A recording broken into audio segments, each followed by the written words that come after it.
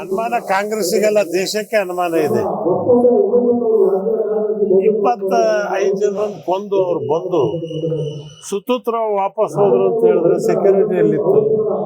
ಒಂದು ಪುಲ್ವಾಮಾ ಆಯಿತು, ಅದ್ರ ಹಿಂದೆನೂ ಆಯಿತು.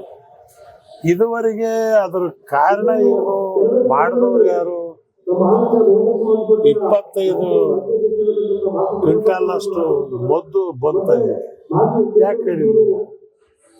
ಕಾಶ್ಮೀರದ ಪೊಲೀಸು ಇವತ್ತು ಕಾಶ್ಮೀರ ಸರ್ಕಾರದ ಕೈಯಲ್ಲಿಲ್ಲ, ಲೆಫ್ಟಿನೆಂಟ್ ಗವರ್ನರ್ ಕೈಯಲ್ಲಿದೆ. ಅವ್ರು ಉತ್ತರ ಕೊಡಬೇಕಾಗಿತ್ತು, ಇದುವರೆಗೆ ಅದಕ್ಕೆ ಉತ್ತರ ಕೊಡಲಿಲ್ಲ. ನಮ್ಮ ದೇಶದ ಸೈನಿಕರಿಗೆ ಪೂರ್ಣವಾಗಿ ನಾವು ನಮಸ್ಕಾರ ಮಾಡಬೇಕಾಗಿತ್ತು. ಆ ಸೈನಿಕರು ಇರೋದ್ರಿಂದ ಇವತ್ತು ದೇಶ ಉಳಿದಿದೆ, ಇಲ್ಲದ್ರೆ ನಾವು ಅಧೋಗತಿ ಹೋಗ್ತಿದ್ವಿ. ಅಂಥದ್ರಲ್ಲಿ ಇವತ್ತು ಕೇಂದ್ರ ಸರ್ಕಾರ ಒಂದು ಕಡೆ ವಿಫಲವಾಗಿದೆ ಅನ್ನಕ್ಕಂಥದ್ದನ್ನು ಎತ್ತು ತೋರಿಸ್ತಾ ಇದೆ.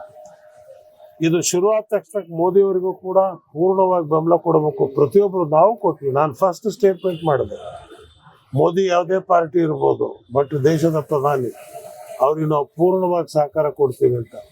ಆದರೆ ಇದ್ದಕ್ಕಿದ್ದಂಗೆ ಟ್ರಂಪ್ ಹೇಳ್ದ ಅಂತೇಳಿ, ಡೊನಾಲ್ಡ್ ಟ್ರಂಪ್ ಹೇಳ್ದ ಅಂದ್ರೆ ಯುದ್ಧ ನಿಲ್ಲಿಸ್ಬಿಟ್ವಿ. ಯಾರು ಟ್ರಂಪ್? ಏನು ನಮ್ಮ ದೊಡ್ಡಪ್ಪನೆ ಚಿಗಪ್ಪನೆ ಬಡಿ ಐತಿದ್ದು ಇದೆಯಾ? ಅವ್ರು ಇದು 70 ವರ್ಷದಲ್ಲಿ ಯಾವ ಮುಂಡೆದು ನಮ್ಮ ದೇಶದಾಗ ಕೈ ಹಾಕಿಲ್ಲ. ಈ ಬಟ್ಟೆದು ಹೇಳೋದು, ಈ ಬಡಿ ಐತಿದ್ದು ಹೇಳ್ತು ಅಂತೇಳಿ ಆ ಬಡಿ ಐತಿ ನಿಲ್ಲಿಸ್ಬಿಡ್ತಲ್ಲ. ಏನು ಕಾರಣ ಇದು? ಯಾಕೆ ನಿಲ್ಲಿಸಿದ್ರಿ? ಇಂದಿರಾ ಗಾಂಧಿ ಬಾಂಗ್ಲಾದೇಶನ 93,000 ಜನ ಸೈನಿಕರನ್ನು ಹಿಡಿದ್ರು. ಇದೇ ಸೈನಿಕರಲ್ಲಿ ಅವತ್ತಿತ್ತು